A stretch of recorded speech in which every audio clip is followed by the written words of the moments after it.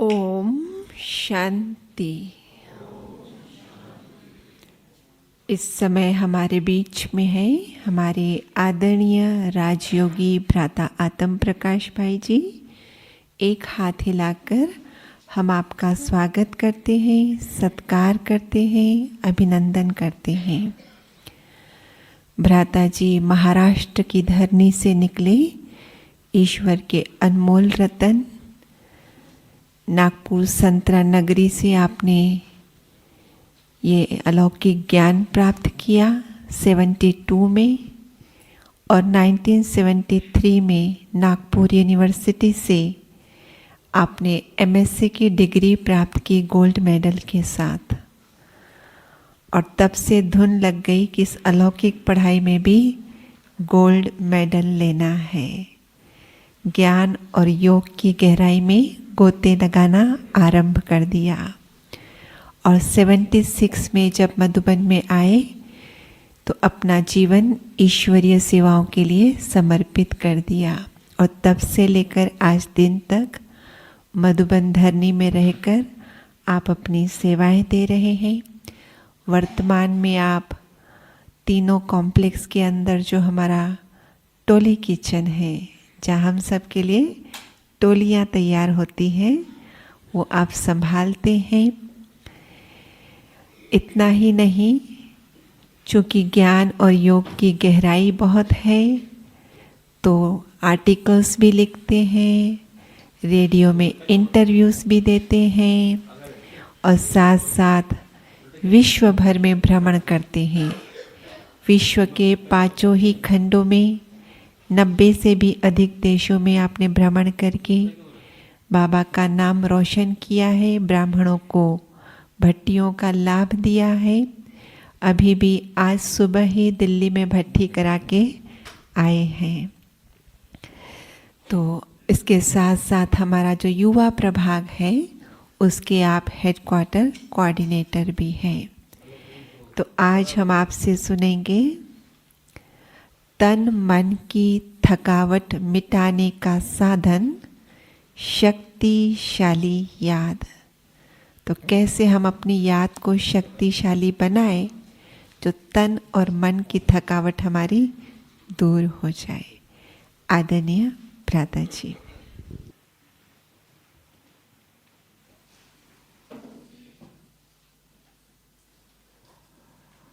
ओम शांति।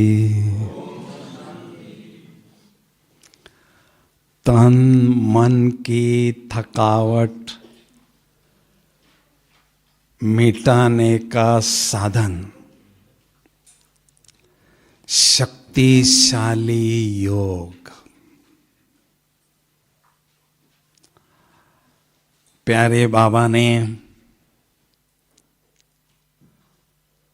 हम बच्चों के भाग्य निर्माण के लिए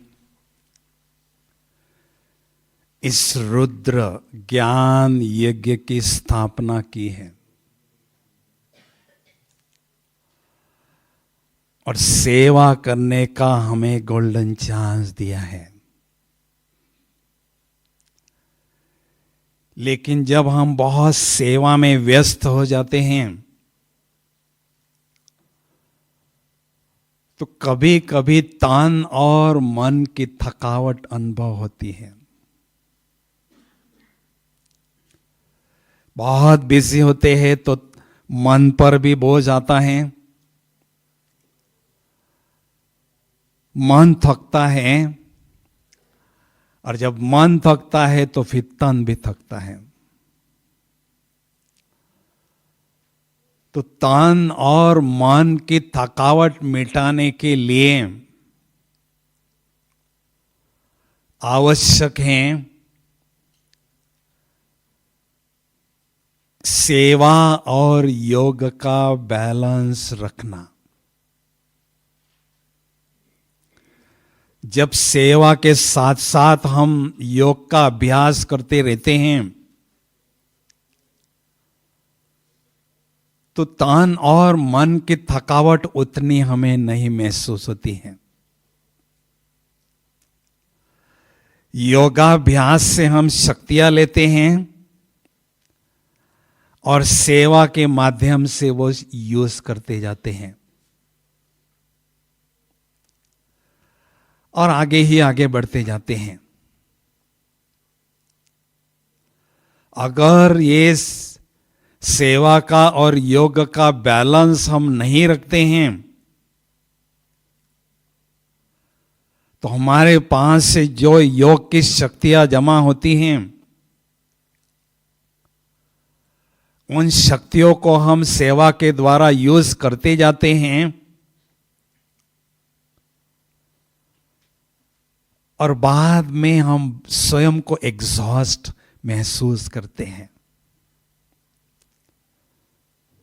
कई बच्चे तो बाबा से दूर भी चले जाते हैं। इंग्लिश में उसको बर्न आउट कहते हैं। तो योगाभ्यास के द्वारा शक्तियां प्राप्त करते रहे और सेवा के माध्यम से उनका प्रयोग करते रहें, उनको यूज करते रहें और आगे ही बढ़ते रहें।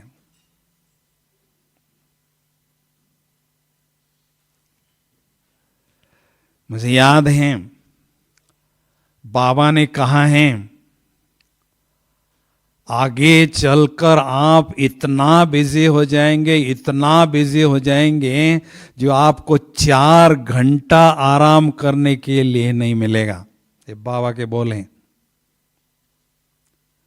इतने सेवा में बिजी होंगे तो 4 घंटा भी आराम का नहीं मिलेगा। तो क्या करना होगा? 4 मिनट अशरीरी स्थिति का अभ्यास के द्वारा ऐसा महसूस होगा कि मैंने 4 घंटा आराम कर लिया।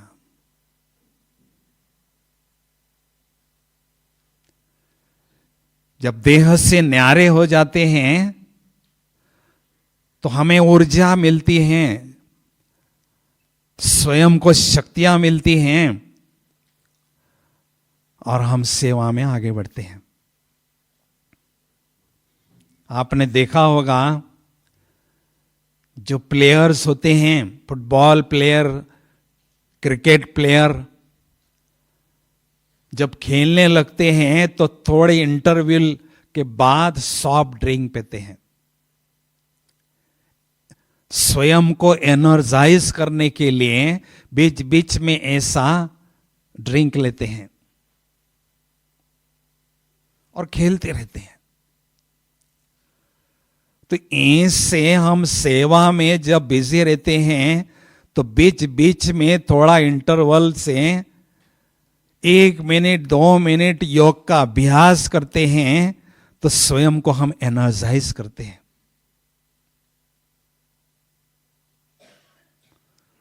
एक बात मुझे याद है, पहली बार मधुबन में ईस्टर्न जोन से 2-2.5 हजार बाबा के बच्चे आए थे। पहली बार इतना बड़ा ग्रुप मधुबन में आया था।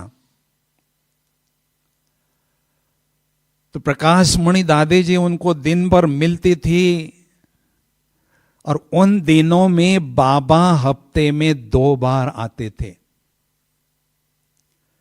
जो भी बाबा के बच्चे उन दिनों में आते थे बाबा को पर्सनली 2 बार मिलते थे। हर तीसरे दिन बाबा आते थे।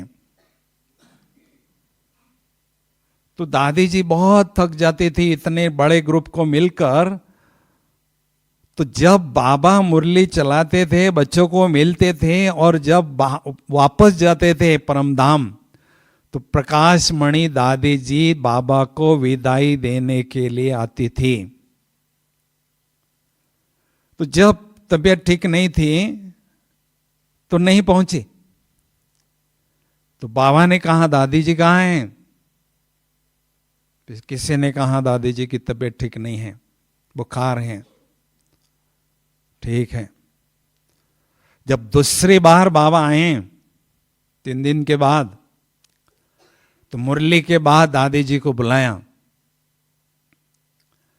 और दादी जी को कहा देखो बच्ची अभी तो बिजी हैं, आगे चलकर इससे कई गुना बिजी हो जाएगी, एक युक्ति को अपनाओ। जब गाजियाबाद का ग्रुप मिलके चला गया और दूसरा चेन्नई का ग्रुप आ रहा है, उसके बीच में कुछ एक सेकंड की गैप जरूर है, होती है गैप। एक ग्रुप उठता है, दूसरा ग्रुप आता है, कुछ सेकंड की गैप होती है। उस गैप में स्वयं को अशरीरीपन का इंजेक्शन लगाओ। विदेही स्थिति का अभ्यास कुछ पलों के लिए करो तो स्वयं को एनर्जी मिलेगी और उसके बाद आपको थकावट नहीं आएगी। तो दादी जी ने उस युक्ति को अपनाया और दादी जी ठीक हो गई। कहने का भाव है, बीच बीच में हमें कुछ घड़ियों के लिए विदेही स्थिति का अभ्यास, योग का अभ्यास करते रहने की आदत डालनी है। तो तन और मन की जो थकावट होती है वो नहीं होगी।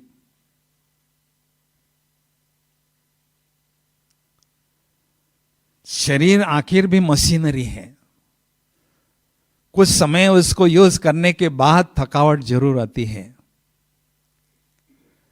लेकिन कर्म करते हुए स्वयं को स्थूल देह के बजाय आत्मा समझते रहें और फरिश्ता स्थिति की अनुभूति करते रहें तो भी थकावट कम आएगी। इस युक्ति को भी हम अपना सकते हैं। ठीक है। अभी इसके लिए तो शक्तिशाली योग की अनुभूति करना जरूरी है, लेकिन प्रायः देखा जाता है बाबा के बच्चे हर रोज योग का अभ्यास करते हैं, मुरली सुनते हैं, सेवा करते हैं, लेकिन चलते चलते चलते थोड़ा सा कभी रोब आता है, कभी फीलिंग आती है, कभी थोड़ा सा गुस्सा आता है। क्यों भाई? हर रोज ज्ञान और योग का अभ्यास करते हैं, प्रभु पालना में हम पल रहे हैं, तो मोटे रूप से तो हमने विकारों को जीत लिया, लेकिन अभी भी विकारों के अंश वंश बाल बच्चे बाकी हैं। उनको हमें खत्म करना है, नष्ट करना है, और उसके लिए आवश्यकता है शक्तिशाली योगाभ्यास की। साधारण योगाभ्यास से ये काम संभव नहीं होगा। इसलिए बाबा ने इशारा दिया है, अभी समय की पुकार है शक्तिशाली योगाभ्यास को बढ़ाने की, ज्वाला स्वरूप योगाभ्यास को बढ़ाने की। हम इस हॉल में बाबा से मधुबन निवासी मिल रहे थे, 87 की बात होगी। मुरली के बाद जब हम मधुबन निवासी बाबा से मिल रहे थे तो बाबा से हमने एक डायरेक्ट बात पूछी। मधुबन निवासी बाबा से मिलते हैं तो ऑफिशियली नहीं मिलते हैं, बहुत फ्रेंडली, बहुत फ्रीली मिलते हैं, दीदी को पता है। तो इससे बाबा को पूछा, बाबा शक्तिशाली योग मेरा है या नहीं, कैसे पता चले? तो बाबा ने कहा था शक्तिशाली योग की 2 निशानियां होती है। पहली निशानी, शक्तिशाली योगाभ्यास में योग अग्नि के रूप में अनुभव करता है, और उस अग्नि में मेरे विक्रम भस्म हो रहे हैं, ऐसा एहसास, ऐसा अनुभव हमें एक तरफ होता है, और दूसरे तरफ हल्केपन की और खुशी की महसूसता होती है। हल्केपन की क्यों अनुभूति होती है? क्योंकि हमारे सिर पर जो पापों का बोझा है वो कम होने लगता है। खुशी की अनुभूति क्यों होती है? क्योंकि हम अपनी संपूर्णता के मंजिल की ओर, लक्ष्य की ओर आगे बढ़ते हैं, इसलिए खुशी की अनुभूति होती है। तो तो योगाभ्यास में ऐसी दोनों प्रकार की जब अनुभूतियां होती हैं तब कहेंगे मेरा योग शक्तिशाली है। तो ऐसे शक्तिशाली योग को बढ़ाने के लिए हमें कुछ एक बातों पर ठोस अभ्यास करना होगा। पहली बात, शक्तिशाली योगाभ्यास करने के लिए बहुत गहराई की और शक्तिशाली आत्म अनुभूति को बढ़ाना जरूरी है। बहुत गहराई की अर्थात आत्मा में हम डूब जाएं, खो जाएं। केवल ऊपर ऊपर आत्मा समझने से नहीं काम होगा। हमारा लक्ष्य है संपूर्ण आत्म अभिमानी बनना। कहते हैं जितना खुद में खो जाते हैं उतना ही खुदा में खो सकते हैं। अगर खुद में नहीं खो सकते हैं, गहराई की आत्म अनुभूति नहीं कर सकते हैं, तो शक्तिशाली अनुभूति योग की नहीं होगी। इसलिए एकांत में बैठकर आत्मा को बहुत अच्छी तरह से देखें और उसमें स्थित हो जाएं। लेकिन आत्मा को देखने का परसेंटेज मैक्सिमम हो। 100% जो भान होता है उसमें से 70-80% आत्मा का भान होगा और 20-30% देह का भान होगा। उसको कहेंगे बहुत गहराई की आत्म अनुभूति करना। तो इस अभ्यास को हमें बढ़ाते जाना है, बढ़ाते जाना है, बढ़ाते जाना। इस देह रूपी वस्त्र को उतार दे, भुला दे, गला दे। मैं कौन हूं? केवल एक चमकता हुआ, दमकता हुआ दिव्य सितारा।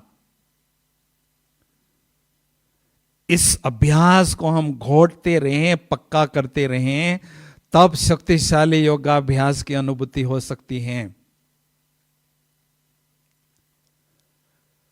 गहराई के साथ साथ शक्तिशाली आत्म अनुभूति करना बहुत जरूरी है। शक्तिशाली आत्म अनुभूति करना अर्थात जब हम बाबा के पास परम धाम में बैठते हैं तो हमारे मन की बैठक साधारण न हो। कई बार हम देखते हैं बाबा सर्वशक्तिमान हैं और मैं साधारण आत्मा हूं, मैं आत्मा हूं, इस तरह से हम बैठते हैं तो हमें बाबा की शक्तियों का एहसास नहीं होता है। हमें क्या करना होगा? मैं शक्तिशाली आत्मा हूं, मैं मास्टर सर्वशक्तिवान आत्मा हूं, मैं मास्टर ज्ञान सूर्य आत्मा हूं। ऐसे शक्तिशाली मन की बैठक होगी तभी बाबा जो ज्ञान सूर्य हैं, शक्ति आध्यात्मिक शक्तियों के सोर्स हैं, उनसे हम अथाह शक्तियां प्राप्त करते रहेंगे और शक्तिशाली योग की अनुभूति हमें होगी।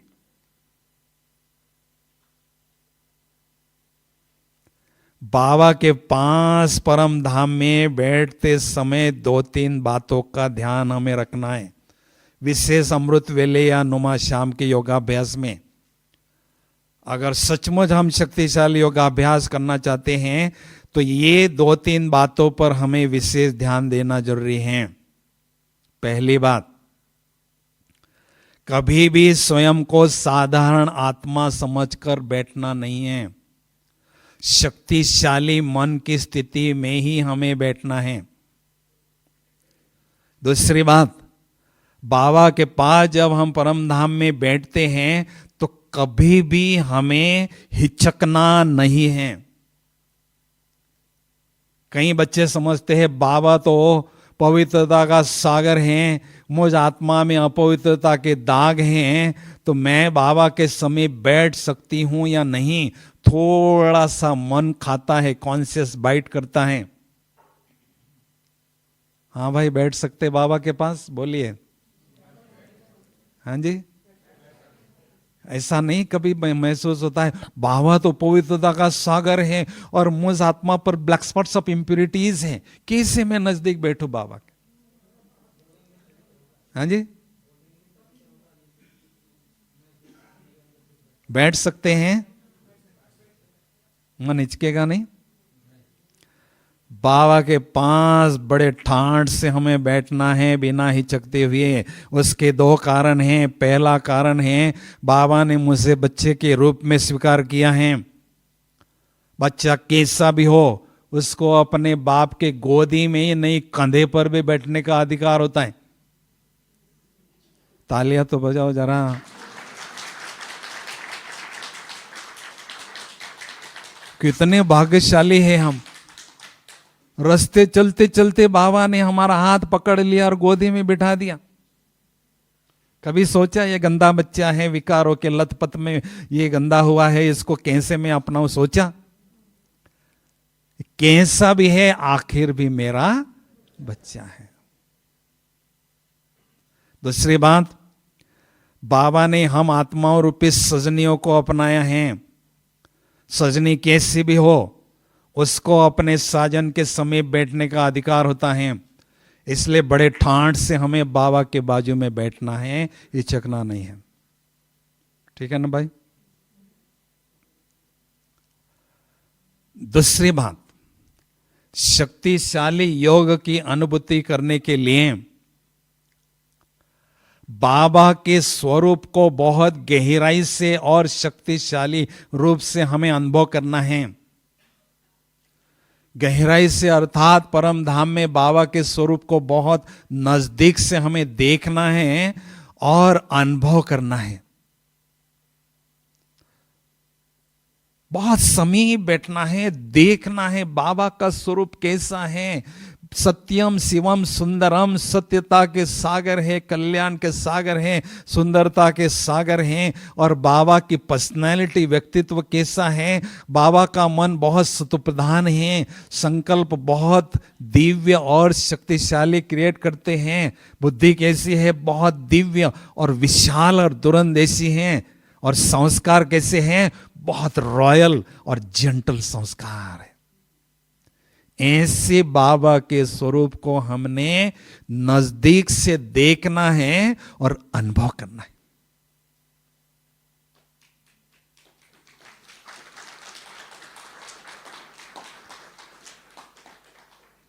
भगवान को भगवान क्यों कहते भाई? दो लोगों को दूसरा नाम ही नहीं मिला, क्यों भगवान को भगवान कहते? हाँ जी, बोलो बोलो ना।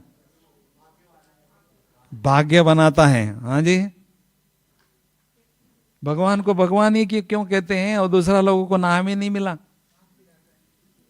हाँ, भाग्य विधाता है। बोलो ना, सब बड़े थे, बड़े बड़े भाई हमारे। वान माना उस्ताद, ये धनवान है, ये गुणवान है, ये हिम्मतवान है, ये आशावान है, और ये बलवान है, और ये भगवान है। सबको भगाकर ले जाने में नंबर 1 उस्ताद है।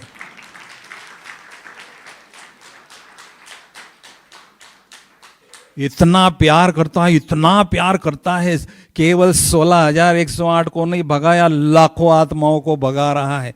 बैठो मेरे पास, आओ मेरे पास, है ना भाई उस्ताद? भगाकर जाने में उसके साथ फायदा है, माल बहुत है उसके पास। इतना माल है, इतने खजाने हैं। बाबा कहते सारे संसार को मैं बांट दूं ना तो भी वो खुटते नहीं है। मैं क्या करूं? ये तो आपके लिए है भाई। फायदा है ना भाई?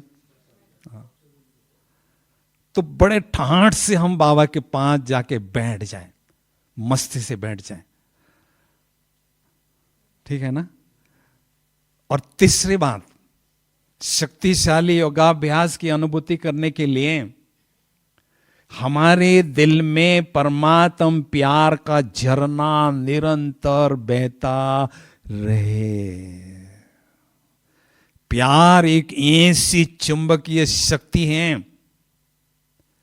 बाबा में और हमारे हजारों बीच में हजारों मीलों की दूरी है। उस दूरी को समाप्त करके बाबा हम आमने सामने की नहीं, लेकिन एकदम कंबाइंड स्थिति की अनुभूति हमें बाबा कराते हैं प्यार के आधार से। तो हमारे दिल में परमात्म प्यार का झरना निरंतर बहता रहे। बाबा कहते हैं मैं केवल प्यार का सौदागर हूं। आपके पास है क्या? फकीर तो हो, किराए का मकान लेकर तो बैठे हो, क्या है? बेघर माना बेघर। मैं केवल सौदागर प्यार का हूं, पक्का सौदागर। जितना मुझसे प्यार करोगे उतना ही मैं आपसे करूंगा, थोड़ा भी कम जास्ती नहीं होगा। लेकिन प्यार दुनिया में किससे करते हैं लोग? हाँ जी, प्यार किससे करते हैं लोग? हाँ जी, जिससे बहुत प्राप्तियां होती हैं। तो बाबा के पास तो बहुत है ना भाई खजाने, तो उनसे करना चाहिए। दूसरा प्यार किससे लोग करते हैं? जो बहुत सुंदर होता है। अब वो सुंदरता का सागर है, सारे संसार की आत्माओं को सुंदर बनाने का ठेकेदार है। कितना सुंदर होगा आप सोचो तो सही। करना चाहिए ना प्यार कि नहीं? और किससे प्यार करते दुनिया में? जो प्यार करके अंत तक निभाता है, बीच भंवर में धोखा नहीं देता है, उससे लोग प्यार करते हैं। जो बीच में ठगाता है ना, धोखा देता है ना, उससे दूर भागते हैं लोग। बाबा तो हमें घर तक ही नहीं लेकिन राजधानी में लेकर छोड़ते। प्यार करना चाहिए ना भाई। और किससे प्यार करते हैं? हाँ जी, जो भगा कर ले जाते हैं। सही कह रही दीदी। कोई लल्लू पंजू से कोई प्यार नहीं करता है। क्या मुझ अपने कोई नहीं संभालता, मुझे क्या संभालेगा? तो सर्वशक्तिवान है बाबा, सर्वोच्च रक्षक हैं। अगर मैं उससे प्यार करूंगा तो मेरी भी वो रक्षा करेगा। तो इसलिए हमें केवल एक बाबा से ही प्यार करना है। किसी व्यक्ति वैभव के साथ प्यार को शेयर नहीं करना है। संगम माना भगवान के संग में रहने का युग, उसको कहते हैं संगम। भाई भगवान से ही प्यार करना चाहिए। क्यों करना चाहिए बताओ? दुख हरता है। हर मुरली में कहते हैं मुझे याद करो, मुझे याद करो। क्या पढ़िए भाई, क्यों याद करे बाबा को? बताओ क्या जरूरत है बाबा को याद करने की? हर मुरली में कहता है ना। क्यों कहता है बाबा? दूसरे को याद करेंगे तो मैं अच्छी तरह से सजा दूंगा, ऐसा भी डर आता है। क्यों भगवान से साथ प्यार करना है?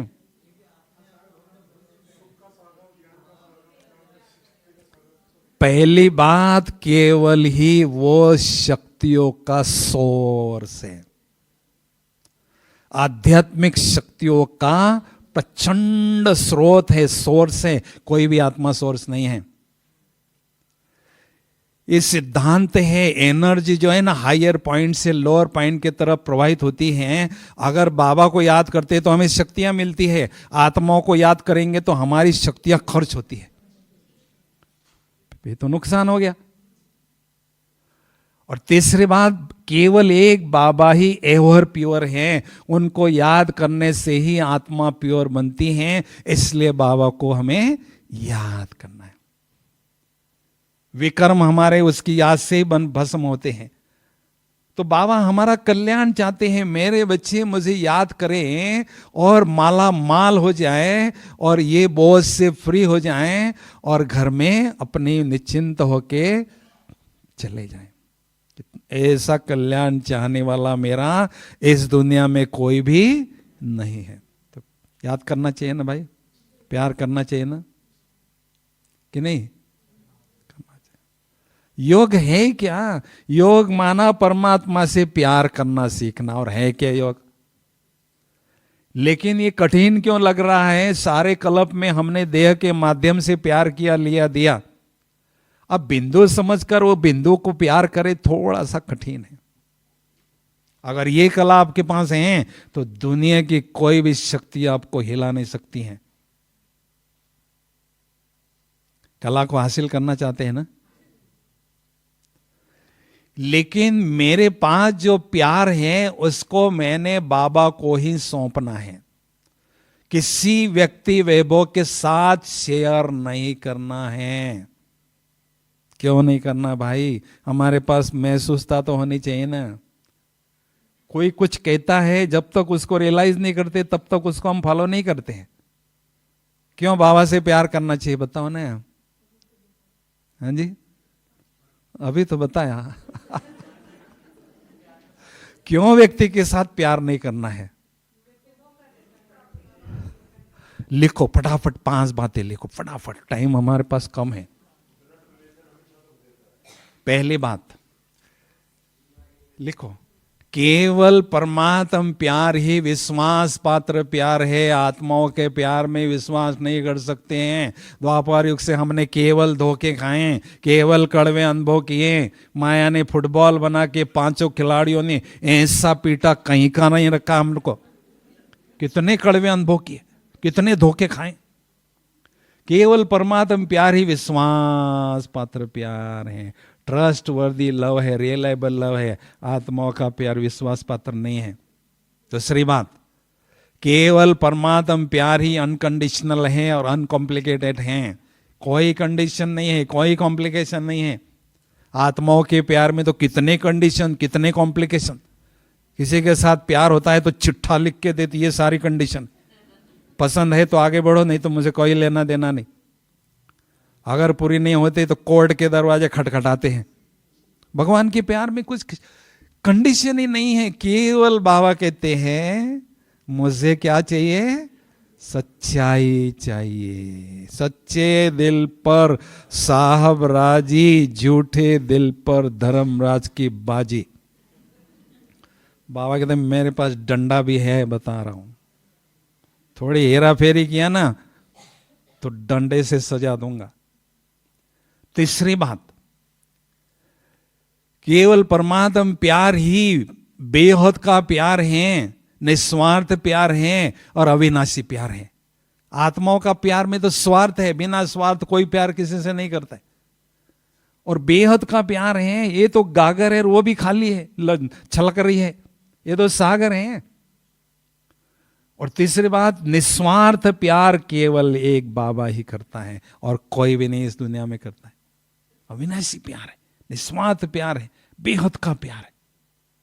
इसलिए हमें बाबा से ही साथ प्यार करना है। चौथी बात, केवल परमात्म प्यार ही हमें प्योर बनाता है। आत्माओं का तो शरीर भी इम्प्योर है और आत्मा भी इम्प्योर है, तो प्यार करेंगे तो इम्प्योर बनेंगे ना। अभी टाइम ही है प्योर बनने का, है ना। पवित्रता का सागर है।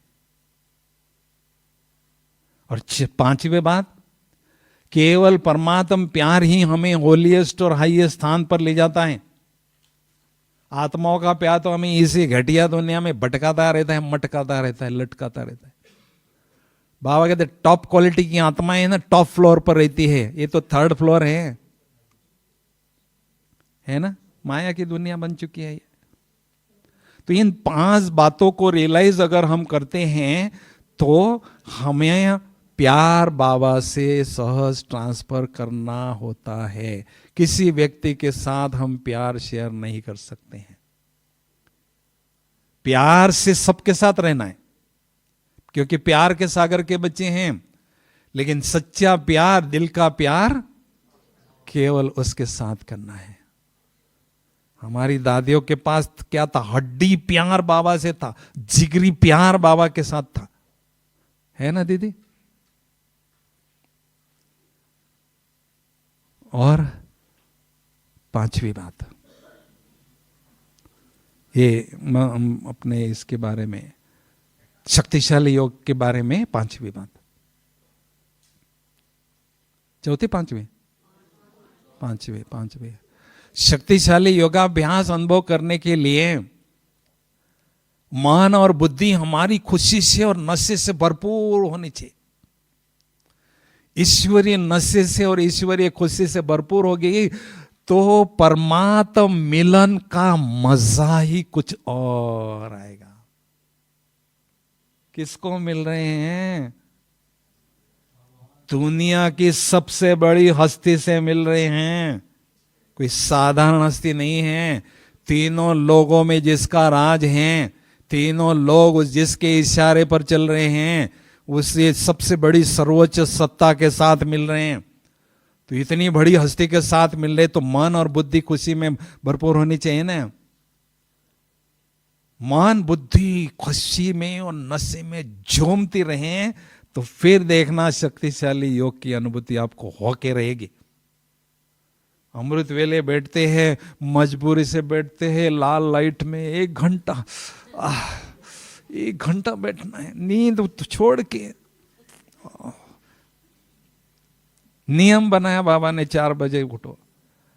योग करने के लिए मैं नहीं बैठी हूं, मैं तो भगवान के साथ मेरी अपॉइंटमेंट है। उस अपॉइंटमेंट का आनंद लेने के लिए मैं आत्मा बैठी हूं। इस उमंग के साथ आप बैठेंगे ना, इतना मजा आएगा, इतना आनंद आएगा, बात मत पूछो। 1 घंटा कैसे जाएगा पता ही नहीं चलेगा। और सुस्ती होके बैठेंगे ना तो बार बार घड़ी देखेंगे। ओ कमलेश दीदी ने पता नहीं, कमलेश दीदी है ना, राजेश दीदी ने पता नहीं बैटरी आज डाली ही नहीं बराबर, बैटरी डाउन हो रही है, वो घड़ी बहुत स्लो चल रही है। टाइम कॉन्शियस, बाबा कॉन्शियस बनना है, टाइम कॉन्शियस हो रहे। लेकिन जब उमंग के साथ बैठते हैं, मस्ती से बैठते हैं ना, 1 घंटा कैसे जाएगा पता ही नहीं चलेगा। अरे 1 घंटा इतने जल्दी गया, समझा? तो सारे दिन भर में ईश्वरीय नशे में, ईश्वरीय खुशी में झूमते रहें। उसके लिए हमें क्या करना है? सम्मान के सिंहासन पर बैठे रहना है। हम बहुत रॉयल आत्माएं हैं, एक भी आत्मा इसमें साधारण नहीं है। ओनहार राजे महाराजे रॉयल परिवार की आत्माएं बैठी यहां, तालियां तो बजाओ जरा। एक भी आत्मा साधारण नहीं है। करोड़ों में सिलेक्ट किया है भगवान ने, हजारों लाखों में नहीं, करोड़ों में सिलेक्शन किया है। कुछ तो विशेषता देखा है तभी तो उसने हमें बनाया अपना, ठीक है ना? तो अभी हम बहुत सुंदर 15 मिनट बाबा की याद करेंगे, है ना? कुछ बजाएंगे थोड़ा, कुछ एक्सरसाइज करें। सब खड़े हो जाओ, डायरी वायरी सब हटा दो। अभी मेरा बाबा है, कुछ भी बजा।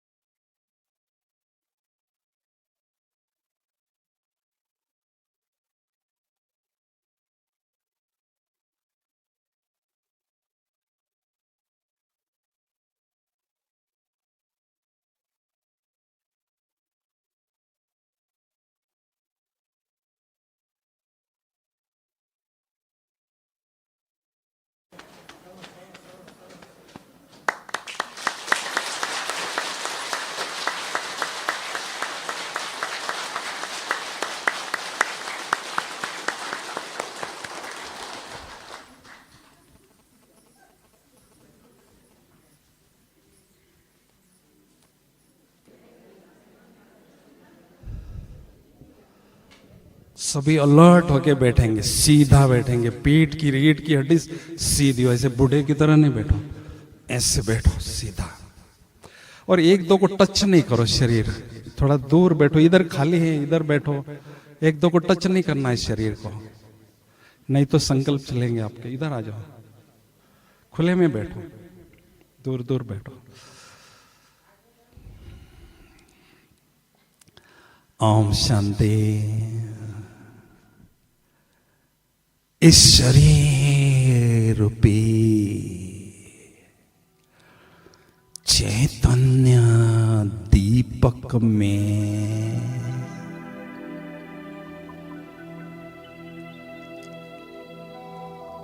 मैं आत्मा रूपी चैतन्य ज्योति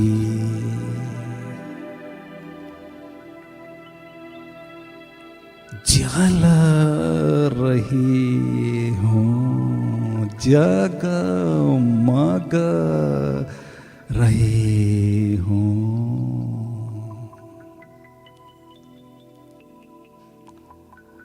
मुझ आत्मा रूपी चैतन्य ज्योति से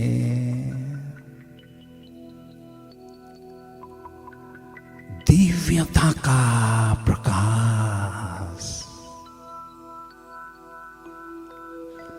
चारों ओर फैल रहा है।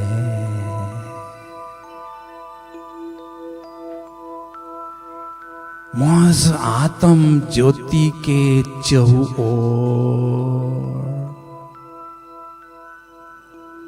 सुंदर आभा मंडल दिव्य प्रकाश का औरा अनुभव है।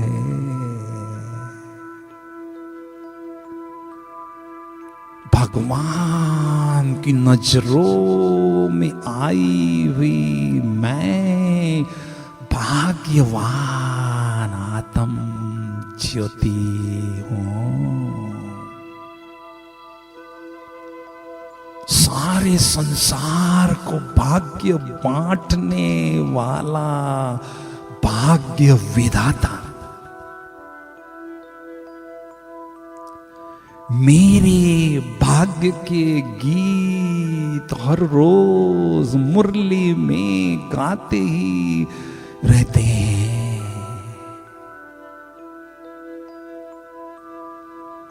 मैं पद्मा पदम भाग्यशाली आत्म ज्योति हूं।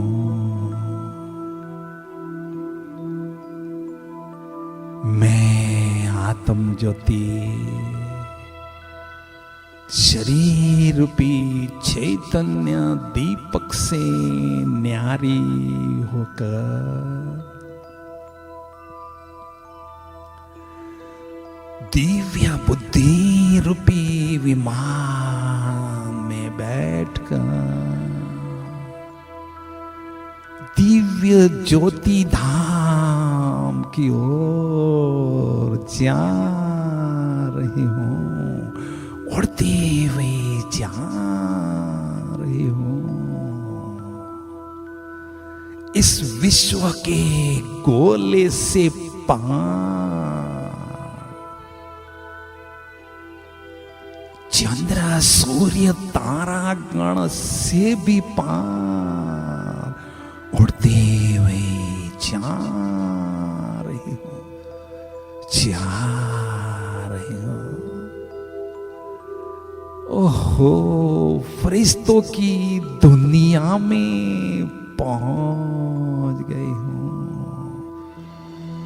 जहां चारों ओर सफेद सफेद दिव्य प्रकाश ही प्रकाश है। मुझ आत्म ज्योति ने दिव्य प्रकाश पुंज की चमकीली फरिश्ता स्वरूप की ड्रेस धारण कर ली है।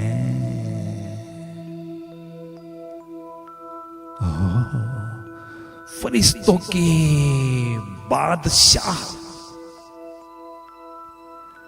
प्यारे ब्रह्मा बाबा अपने संपूर्ण फरिश्ता स्वरूप में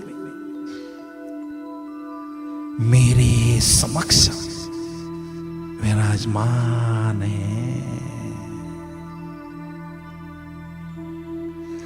मेरे अति प्यारे अति मीठे शिव बाबल भी उनके ब्रुकुटी में चमचमाते हुए दिखाई दे रहे हैं। बाप दादा मुझ फरिश्ते को अति स्नेह भरी दृष्टि दे रहे हैं। मैं फरिश्ता बाबा की दृष्टि से असीम स्नेह और अनंत शक्तियां स्वयं में ग्रहण कर रहा हूं। बाबा की दृष्टि का आनंद ले रहा हूं। दृष्टि का आनंद लेते लेते बाबा की बाहों में समा गया हूं। बाबा के नयनों में स्नेह के मोती चमक रहे हैं।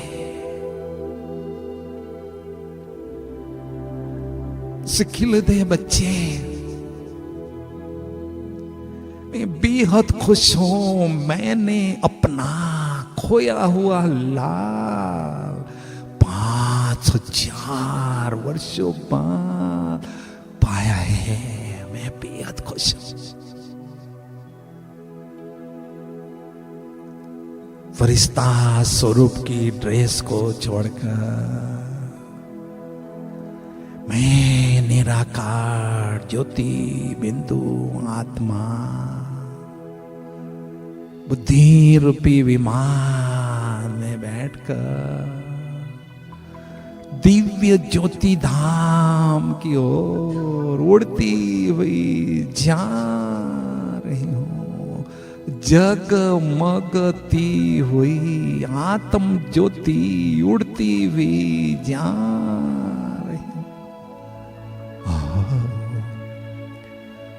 प्यारे घर परम धाम में पहुंच गए हो, जहां चारों ओर सुनहरी लाल लाल सुनहरी लाल दिव्य प्रकाश शांति ही शांति है। ओह मेरे प्राणों के प्राण, मेरे प्राण आधार सत्यम शिवम सुंदरम प्यारे शिव बाबुल मुझ आत्म ज्योति के समक्ष विराजमान है। मैं आत्म ज्योति बाबा की सुंदर छवि को निहार रही हूं, जी भर के देख रही हूं। बाबा मेरे नैनों के नूर बन चुके हैं। मेरे दिल की दुनिया में मेरे दिलाराम, मेरे दिलवर बाबा ही बाबा है। बस बाबा ही बाबा है। बाबा ज्ञान सूर्य है, आध्यात्मिक शक्तियों के प्रचंड स्रोत है, हजारों सूर्यों से शक्तिशाली है। ज्ञान सूर्य शिव पिता से अत्यंत शक्तिशाली किरणों की बरसात मुझ आत्म ज्योति पर हो रही है, होती ही जा रही है। मैं आत्म ज्योति ज्ञान सूर्य शिव पिता से प्रचंड शक्तियां, अनंत शक्तियां स्वयं में ग्रहण कर रही हूं। योग की प्रखर अग्नि में मेरे पूर्व जन्मों के पाप पल भर में भस्म हो रहे। मैं आत्म ज्योति स्वयं को एकदम लाइट और खुशी से भरपूर अनुभव कर रही हूं। शक्तिशाली योग की अनुभूति कर रही हूं।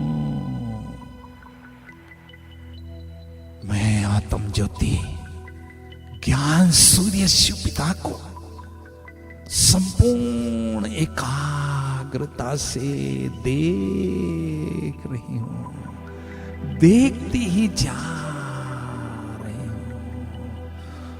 ज्ञान सूर्य की तपत में तप रही हूं। मेरी आत्मा रूपी बैटरी चार्ज हो रही है। मेरे मन की थकावट समाप्त हो चुके हैं। मेरा मन एकदम फ्रेश हुआ है, शक्तियों से भरपूर हो रहा है, एनर्जाइज हो चुका है। दिल कहता है इसी गहन अनुभूति में मैं आत्म ज्योति डूबी रहूं, खोई रहूं, समाई रहूं।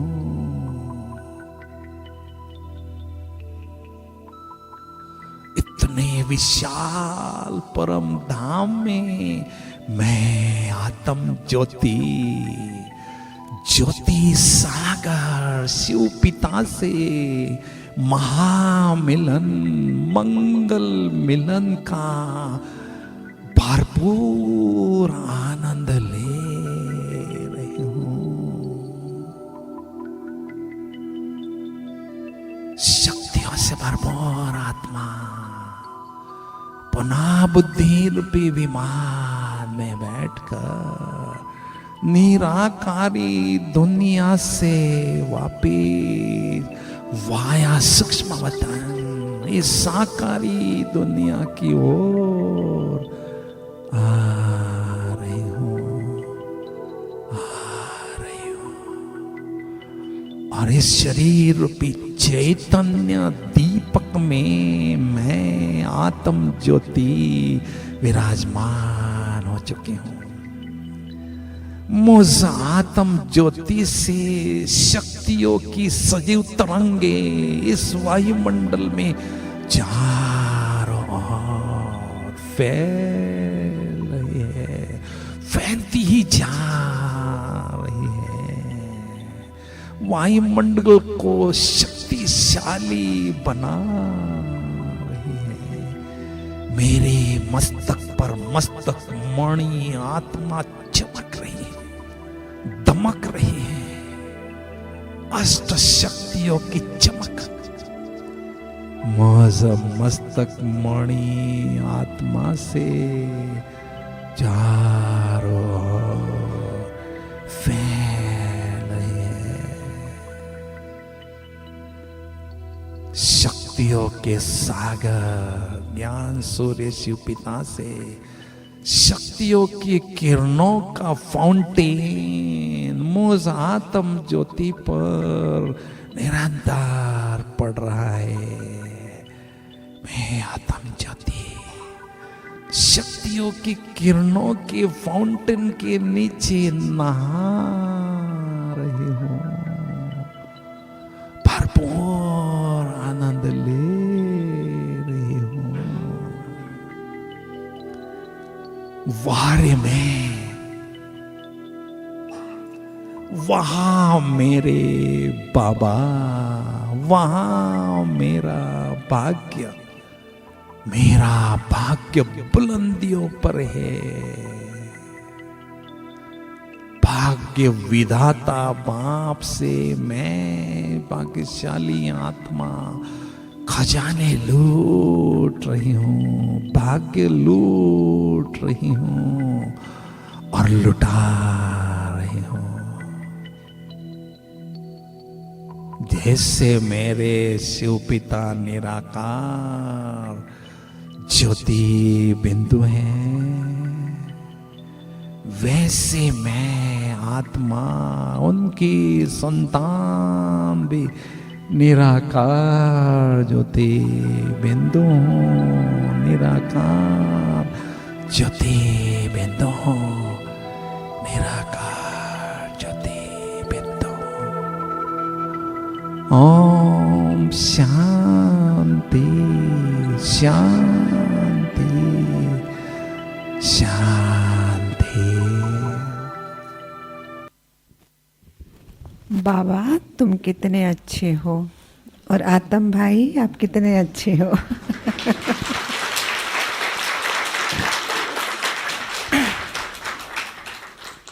तो सभी अच्छे हैं।